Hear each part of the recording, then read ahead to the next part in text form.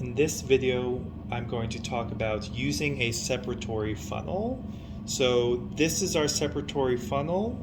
We've seen it in the introductory video talking about glassware. It is a very useful piece of organic glassware that can be used as a separatory funnel. Akin to its name, it can be used to separate different layers of liquid based on their density. We'll see later on in the semester that this can be used as an addition funnel as well to add things slowly through the bottom. So as a separatory funnel, the principle behind this is that the more dense liquid, when we have two or more layers, the densest or the more dense liquid will sink to the bottom, and you'll see a clean line separating the two liquids. Now, if they're miscible, you will not see that line. So something like you could not do an extraction or a separation of acetone and water, since those are miscible. But something like chloroform and water would be a good choice to do a separation because they are not miscible. Again, like dissolves like. So when you're choosing solvents to do a separation in, you have to make sure that you're choosing solvents that are not miscible with one another. Now, instances in which we would use a separatory funnel, often at the end of reactions we have to do a quench step when we're neutralizing any excess reactants. A common one is we generate acid during our reaction and we have to quench it with base. So say we're running our reaction in dichloromethane, DCM, and it generates acid. So at the end, we want to quench the excess acid with base so that it's no longer a dangerous mixture. So we could do that in a separatory funnel where we would pour our reaction mixture, making sure there's no solid in there. So if there's solid, we'd have to filter it first. Pouring our reaction mixture or solution into the separatory funnel, and then if we're neutralizing acid, we would add some amount of base, usually sodium hydroxide or saturated sodium bicarbonate. And in this separatory funnel, we can actually take it off, stopper it, and shake it. So shaking it will allow the two mixtures or the two liquids to mix safely with it stoppered at one end and the stopcock closed. Remember, perpendicular is closed, parallel is open. With both ends closed, we can shake it a little bit, and then this is the key step, especially when we're using things that off-gas, CO2 or NH3, we're going to vent it, or it's also called burping, the separatory funnel. So the process for which we would do this overall is we would add our liquids or solutions into the separatory funnel. We'd cap it, we'd shake, and then we'd burp. And we do this a couple times. So we'd shake, burp, shake, burp, shake, burp, usually 3 or 4 times. And then what we're going to do is we're going to take it, uncap it, and let the liquid settle. Once we have 2 distinct layers again, we can drain out the bottom layer, and leave the top layer behind. Now, depending on the individual densities of the liquid, we may want to save the bottom or the top or both. We may need to do re-extractions with the bottom or the top or both. We can always drain out the bottom. We can also pour out the top, depending on which layer we need, the top or the bottom. So I'm going to show you a sample use of the separatory funnel. I'm not doing an extraction, but I do have water and hexanes right now, which are immiscible. So I can show you the process for which we would do an extraction. So say our reaction mixture is in water. So I have a beaker full of water. I'm making sure that the separatory funnel is closed.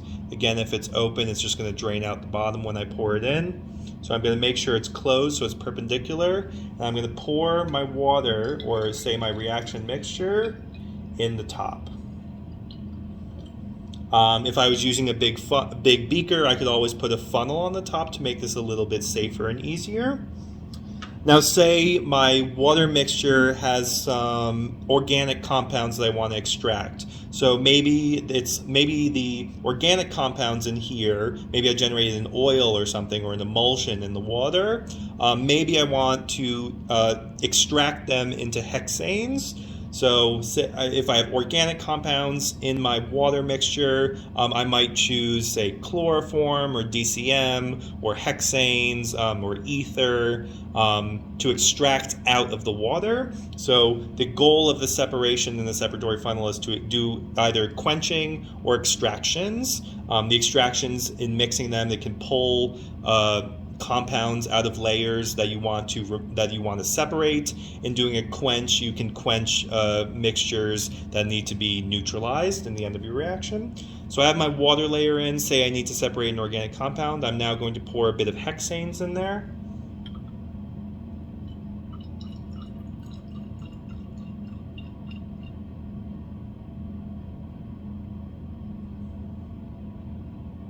All right, my hexanes is all poured into the separatory funnel. I'm going to take this out so you can see. Now you'll see there's two distinct layers here. Now water is more dense than hexane, so I know that this is my water layer and this is my hexanes layer, separated by a clear boundary. Now I haven't done the extraction yet. I've simply put the two liquids on top of one another. But to do the extraction, I'm going to take my stopper, I'm going to plug it closed, and then hold with my finger on one end. I'm going to shake and burp. Shake and burp. Shake and burp. Now, if you're off-gassing CO2 or NH3 in your reaction mixture, you may hear a puff of gas come out the end. It depends really on what you're doing. If it's a particularly volatile liquid, you might hear gas come out the end when you do the burping as well. Don't worry about it. I would say just make sure you're pointing it away from yourself and anyone else, so that if gas or a little bit of liquid does come shooting out the end, you're not endangering someone else. So I'll take the cap off. Now that's separated pretty quickly, but at the beginning there were bubbles in between. We had a little bit of an emulsion forming, but now you can see, and I might swirl this a little bit so it mixes again. So a few bubbles form, but now you can see that the water and the hexane layers have separated pretty readily. If I'm ready to do the separation, what I'm going to do is I'm going to take a beaker or a reaction vessel, whatever I'm going to collect the bottom layer in. It would have to be clean. I'm reusing the same one, but if I was doing a reaction, I would choose a clean one. And I'm going to drain the liquid out the bottom. Now I'm going to be carefully watching that line, and I'm going to slow down as it gets closer to the bottom, and once it just touches the stopcock, I'm going to close it. So let's get you a little bit closer so you can see.